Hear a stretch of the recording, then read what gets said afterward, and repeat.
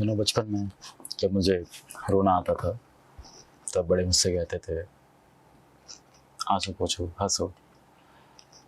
जब गुस्सा आता था तो बड़े कहते थे give us a smile, you know why, क्यों?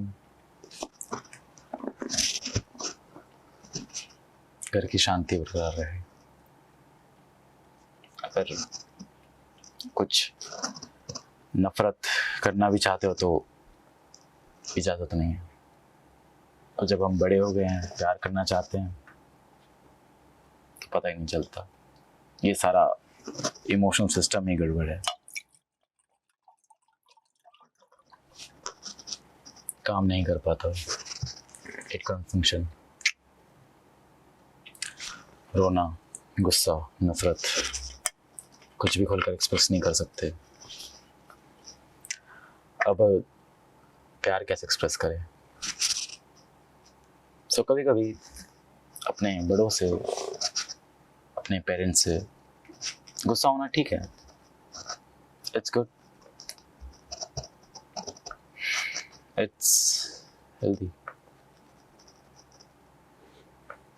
It's okay Kiara.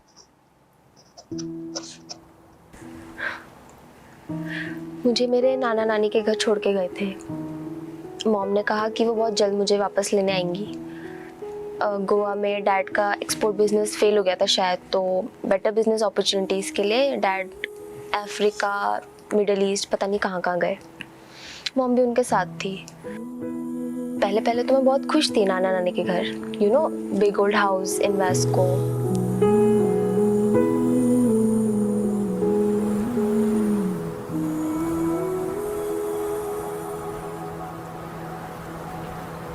मैं हर हफ्ते मॉम डैड को लेटर लिखती थी। ठीक से लिखना भी नहीं आता था मुझे। मैं पिक्चर्स बनाती थी, उन्हें पेंट करती थी और बड़े बड़े वर्ड्स लिखने की कोशिश करती थी।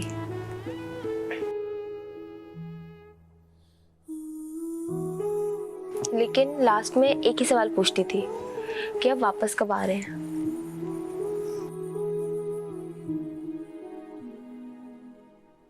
पाँच साल की थी मैं। पैपी का हाथ पकड़ के पोस्ट बॉक्स तक जाती थी, लेटर पोस्ट करती थी, फिर वेट करती थी कि अब मेरे लिए लेटर आएगा, मेरे सवाल का जवाब आएगा।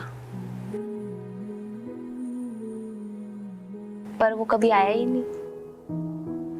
जब मॉम डैड का फोन आता था तो वो लेटर ना लिखने का कोई ना कोई बहाना देते थे, लाइक एड्रेस चेंज कर दिया, तबीयत ठीक नहीं थी, पोस्ट ऑफिस दूर था, वगैरह वगैरह।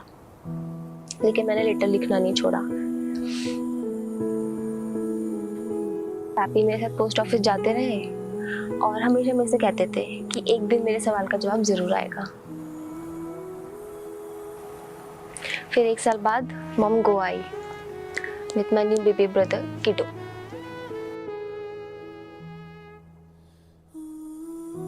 आई वॉज जेलस क्योंकि वो मॉम के साथ हर वक्त रह सकता था और मैं नहीं।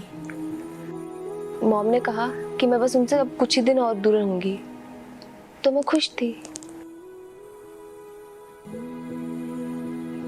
मुझे याद है मैंने मॉम से अपने लास्ट लेटर के बारे में पूछा और उन्होंने कहा कि वो लेटर इतना सुंदर था कि उन्होंने उसे अपने फ्रिज पे चिपका लिया ताकि वो उसे रोज देख सके।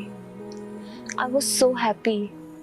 मैं भागते हुए अपने कमरे में वापस गई उनको एक और लेटर लिखने, जो कि मैं उन्हें उसी वक्त देना चाहती थी। मैं उनकी खुशी उसी वक्त देखना चाहती थी, उनका रिएक्शन देखना चाहती थी। तो मैंने पेंट्स, कलर्स, पता नहीं क्या क्या निकाले। I made some drawing, put something together और दौड़ते हुए मॉम के पास जा रही थी। पर जब मैं उनके कमरे तक पहुंची तो मैंने पापी को उन्हें डांटते हुए सुना। वो मॉम से कह रहे थे कि मेरे सवाल का जवाब क्यों नहीं देती, मेरे लेटर्स का जवाब क्यों नहीं देती। और तब मैंने मॉम का जवाब सुना, I can't give her false hope. झूठी उम्मीद नहीं दे सकती मैं उसे। सच तो ये है कि हम उसे अपने पास रख ही नहीं सकते जब तक बिजनेस सेटल ना हो जाए। बहुत मुश्किल होता है दो दो बच्चों को पालना, इधर से उधर ट्रैवल करना। Everything just seem to fade away. सब धुंधला सा लगा। बस एक अजीब सी फीलिंग थी। मुझे याद है मैं अपने कमरे में वापस चली गई और मैंने वो लेटर फाड़ दिया। 6 साल took a decision as a 6-year-old कि आज के बाद मैं कभी उनसे कुछ नहीं कहूंगी, कुछ नहीं पूछूंगी। लाइफ में फिर कभी मैंने लेटर नहीं लिखा। बेचारे पैपी फिर भी मुझसे लेटर लिखवाने की कोशिश करते रहे, बट मेरे पास अपने पेरेंट्स को कुछ कहने के लिए था ही नहीं। एक्चुअली किसी को कहने के लिए कुछ नहीं था। I just became quiet, shut down. फिर 1 साल बाद मॉम वापस आई। उन्होंने कहा कि सब वापस आ रहे हैं। उनके किसी फ्रेंड ने उन्हें बिजनेस पार्टनरशिप ऑफर की थी इधर ही गोवा में। इन सालों में डैड का बिजनेस सेटल ही नहीं हो पाया। So imagine all this for nothing. तो वो वापस आ गए, लेकिन वो साल मेरे लिए सबसे स्ट्रेसफुल था। मैं उनके साथ रहना ही नहीं चाहती थी। नाना नानी के साथ रहना था मुझे। अब उनसे भी दूर कर देना चाह रहे थे। मैंने बहुत रोना धोना किया, बहुत ड्रामा किया, बहुत सताया सबको। इवन 2nd स्टैंडर्ड में भी फेल हो गई थी। And that not the fact कि मैं उनसे इतने साल दूर थी, that they took me away from my नाना नानी एंड बैक विद